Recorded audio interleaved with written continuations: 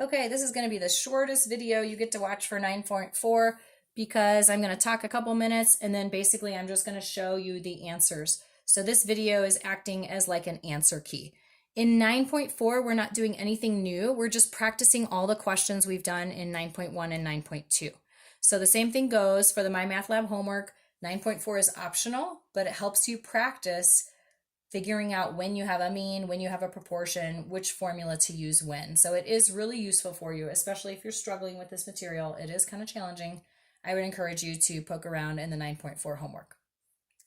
So the first thing you want to do is ask yourself, is the question asking for a confidence interval or is it asking for sample size? If it's a confidence interval, then which one is it? Is it proportion that deals with mu and x bar?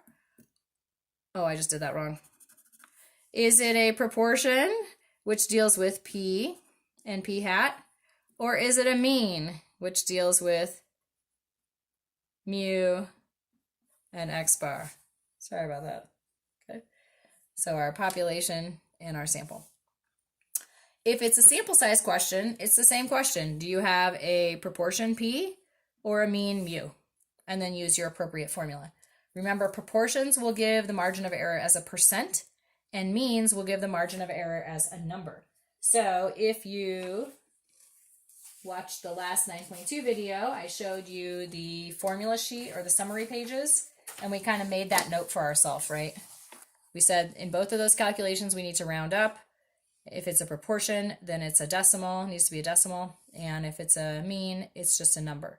And so there's our confidence interval proportion, confidence interval mean, sample size proportion, sample size mean.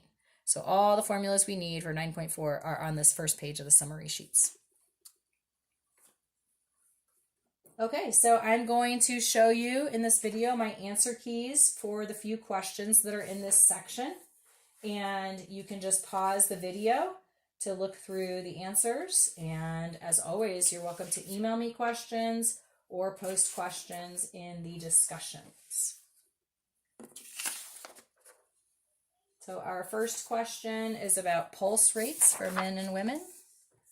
So if you want to see some of these answers, if you already worked this out, we had a confidence interval for mean, confidence interval for mean, males and females.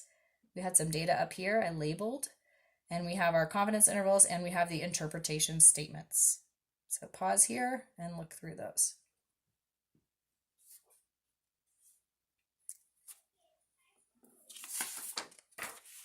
Part D, which I think was still at the bottom of that page, just wanted you to compare the two intervals and make some statement about them. You could say different things, but I just kind of said the mean pulse rate is higher for females because the X bar was higher for females than males. But the pulse rates vary more for the males because the margin of error was bigger for the males. So that confidence interval was wider than the confidence interval for the females. The next question is the proportion of adult males who have hypertension. What is that? High blood pressure, right? So you can pause here, check out that example.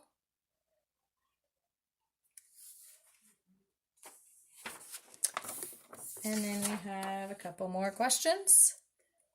A poll of Americans who identified as evangelical Christians, and we wanted to find a confidence interval for proportion.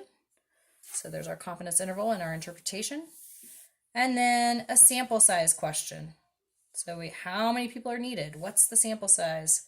And it was for mean. So that tells us which sample size formula to use. Okay, let me know what questions you have. Bye.